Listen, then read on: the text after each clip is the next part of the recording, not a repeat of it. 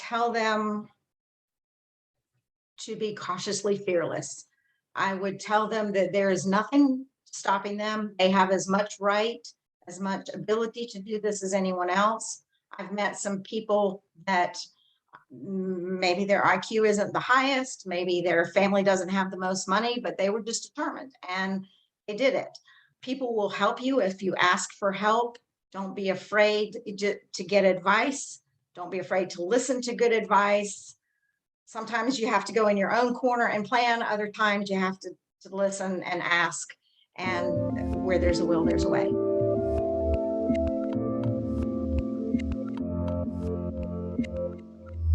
Hey everyone, this is Devin Miller here with another episode of The Inventive Journey. I'm your host, Devin Miller, the serial entrepreneur that's grown several startups into 7- and 8-figure businesses, as well as a founder and CEO of Miller IP Law, where we help startups and small businesses with their patents and trademarks. If you ever need help with yours, just go to strategymeeting.com and grab some time with us to chat. Now, today we have another great guest on the podcast, Carol Bettencourt. And Carol grew up in South Carolina, and in her own words, was a bit of a shy kid, but went to university and majored in biology and spent a year post-grad at a job that she didn't like, and then decided to go in a bit of different direction. So she went and danced for Disney in Orlando, did a bit of ballet, did some work on cruise lines, and then decided to open up a dance school and open up in a few locations. Did that for a period of time and then decided she wanted to take a step back and work from home for a bit. So got a remote job writing users guides, and then that company got acquired. Then she became a consultant and also ran her dad's studio. Everything was growing, and then her mother got Alzheimer's, so she decided she wanted to slow things down a bit, help her mother, and then her mother passed away, and now she took a transition and is being the VP of marketing for a business as well. So in her own words, she also has about at least one more entrepreneurial endeavor left in the future. So with that much as an introduction, welcome on the podcast, Carol. Wow. Well, thank you very much, Devin. It's a pleasure to be here. Hey, my pleasure. And I just went through and condensed a much longer journey into a 30 or 40 seconds. And so why don't we unpack that a bit and tell us a little bit about growing up in South Carolina and how your journey got started there. Wow. Okay. Yes, I did grow up in South Carolina, and I grew up in a family where I had the privilege of seeing a mixture of examples. My father was very much a corporate man. He was an engineer. He worked for the same company for a long, long time, retired with the gold watch and everything, and was very happy in his world. And so I saw the benefits of that level of security. But my mother's father, my grandfather, was always an entrepreneur. He invested in real estate. He invested in futures. My uncle did similar types of things. And so I kind of saw the benefits of both. And even in looking at the figure of my father, whom I admire very much, I saw, even though he's very loyal to that company and the security that it provided, in his work ethic, I also saw things that informed my own entrepreneurial journey. Whether you work for someone else or for yourself, you take ownership and you bring ideas to the table. So that's how my growing up influenced my journey the rest of the way. No, I say, okay, and that definitely is helpful. And you say, okay, that kind of influenced the beginnings of your journey. Then as you're growing up, you're coming out of high school, you're going into university and decided to major in biology. Is that right? That's correct. That is correct. And people often raise an eyebrow when they hear that was my major and they hear what I do now, which is associated with the broadcast industry and software and hardware development. They hear other things that I've done in the world of the arts, and they shake their head. How does a biology major turn out to be this way? Well, as that child in South Carolina, I always enjoyed experimenting. I always asked for things like science kits and microscopes and telescopes, and things like that were my favorite Christmas presents. Well, I had other things too, but I really enjoyed those. I enjoyed experimenting. I enjoyed just getting my hands wet, and I enjoyed all of the school that was involved with. When it came to my very first job in the field, I didn't enjoy it. I didn't enjoy the routine lab work. I didn't enjoy the type of goals that the organization I was working for had, and I won't really elaborate on any of that. That's well in the past. And I didn't, particularly at that point in my life, want to face the schooling, another 4 years of school or 7 years of school that might be recommended to pursue that field at a higher level. And I do like doing things at a very high level. So I just decided, well, I'll step back and do things I enjoy for a little while until I sort myself out. And it became very clear that that background of experimentation would also serve me well on my entrepreneurial journey. So I looked ahead thinking it might be for a short term. I enjoy being a ballet dancer. I enjoy some other things that I've done. I didn't even tell you about the boat crew job. Maybe I did. I don't remember. But I just thought that I would do things I enjoyed for a little while. But those turned out to be the seeds of larger entrepreneurial ventures instead of just a timeout from my journey as a scientist. No, and I think that makes perfect sense. Now, well, it makes one sense on the one side. No, but here's my and he started to touch on it. Going from biology, then get, hey, you go work for a company or an industry and saying, hey, it's just not a good fit, don't enjoy it, and it's not what I see doing for the rest of my life. That I definitely understand. But how did you go from that to kind of, I get on this one side you're saying it's temporary, but did you do dance where did you have a lot of experience, or how did you kind of get into that whole realm as far as saying I'm going to make a fairly large departure pivot, even if it was originally intended to be for a short period of time? What made you decide to land on that? I didn't just do it randomly. And you did ask about my growing up, and I guess I didn't tell you that part. I grew up taking ballet. I was a fairly well-trained dancer. I took modern dance all through university. It was a love of mine. It wasn't something and it's not. You can't be a professional ballet dancer and just randomly decide I'm going to do this. You have to be trained to do it, and I was, but it was not something that my rather conservative parents thought was a good career. It's good to be a young lady who can sit up straight and so on, but I think they were a bit mortified when they saw me at 15 and 16 getting really deep into it, and they thought a more serious a science degree was more suitable for anyone who wanted to have a proper income. But I went my own way.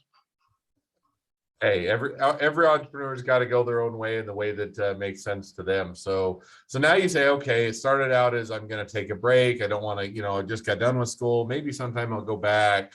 And then from there kind of expounded to, you started out kind of doing things, I think, you mentioned the ballet, for cruises, for Disney and other things. Then what made you decide to do the dance studio? Was it kind of just that natural progression, or you wanted to transition to somewhere where it's a bit less travel, or kind of how did you get into the almost a bit more the business side of running your own dance studio? I like money. Don't we all?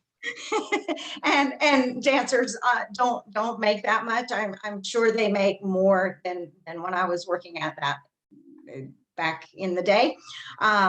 If I remember correctly, my salary as a ballet dancer for a regional ballet company, they would give me a 20-week-a-year contract.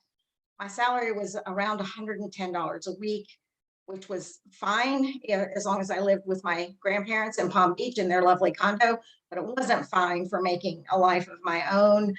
Disney paid a little bit better, but it's still not, it's not a lifetime career. It's fun. There's nothing like getting applause. There's nothing like being in the spotlight, but it's not, and it's tough. It's tough work. It's physically demanding. You have to be in peak condition 24/7, 365, and it's not a lifetime thing that you're going to do. You're going to age out at about 30. If you're a star and you're hard worker and you really are passionate about it, you might age out at 40 or 50, but still, it's not a forever career. And like I said, I do like money, and I started doing the math, and I had always admired my teachers growing up, and I thought, well, I could do this. And I started putting pen to paper, as we used to do, fingers to keyboard, and I started sorting out just the nuts and bolts of a brick and mortar business. What would the rent cost? What would utilities cost? What would building out the space cost? What would insurance, music rights? Who would I hire? And I just planned it all out. It's really not that hard. I think whether you work for someone else or work for yourself, you can take a creative position and you can ask for advice, you can look things up, but you can make a plan. And so that's what I did. And it turned out to be a good one. No, and I think that there is definitely a lot of a lot to wisdom there, in the sense that, to your point, you can either work for someone else, you can work for, and either way you can still have creativity, you can enjoy it, you can, or take it in the direction. And for me at least, working for yourself, you get to have some of that creative passion, and have that greater control over the direction that you are, maybe, or a lot of people are looking for. So now you did that, and you took the dance, did the dance studio or school, and you actually grew it into several locations. And then at one point you decided to take a step back a bit and do a remote working position. Was it just more of, hey, I got burned out, or is a lot of work, or I'm wanted to take a rest, or want something easier? Kind of what made you decide? Because again, it's a bit of a jump. So you went from biology into kind of more of the dance, and then from dance into doing writing users guides at a remote position. How did you what prompted that transition? Well, I think every stage in life is different, Devin, and just like you may have a friend who's your best friend in kindergarten, and they might be kind of your person that you run with when you're 14, but maybe when you're 30, they're not. They might still be your best friend, but they might not. Different things in life fit at different times, and I think different careers are good for different times. When I turned 40, I had my second child, and I decided that I didn't want to raise her the same way I'd raised my son. My son was a dance studio kid. He would come there after school, and that's where he would do his homework. And sometimes we had a nanny that picked him up. Sometimes his dad picked him up, but very often he was at the dance school. And I would be finished working at 9 or 10 at night. I did have other staff, obviously, working. I wasn't everywhere at all the locations all at once, but it still was pretty hands-on for me. And my intention was to scale back my involvement in that and just leave it to staff, and eventually sell it to one of them or have them take over. But I was looking for something interesting that I could do at home. I didn't want to raise my second child where I'm giving my attention to everybody else's children during those after school hours and not my own. So I thought, I'm just going to be a part-time worker and more of a full-time mommy. If I don't do it now, it's not going to happen. So that was what was right for me at the time. No, I think that makes sense. And sometimes you're saying, as you pointed out, different times or periods of times of life, you're looking for different things, and different things are exciting, or fit what the lifestyle you're looking for. And I definitely get, as you're looking to spend a bit more time with kids, to take a step back, not be working so many crazy hours, and be able to focus on that a bit. It makes sense. And then I think that you mentioned I think to a degree, you continued to run the dance schools, and you also transitioned as that other company that you're doing the user guides for got acquired, that you became a consultant. And then, things kind of continued to grow. And again, as you were looking to hitting a different phase in life, you had your mother that got Alzheimer's, and you had to slow down and help her out. Is that right? That's correct. Things kind of morphed over time. I did get what I was after as far as staying home with my infant daughter. And then when she was 6 or 7 and she herself was in school, we had a good after school nanny.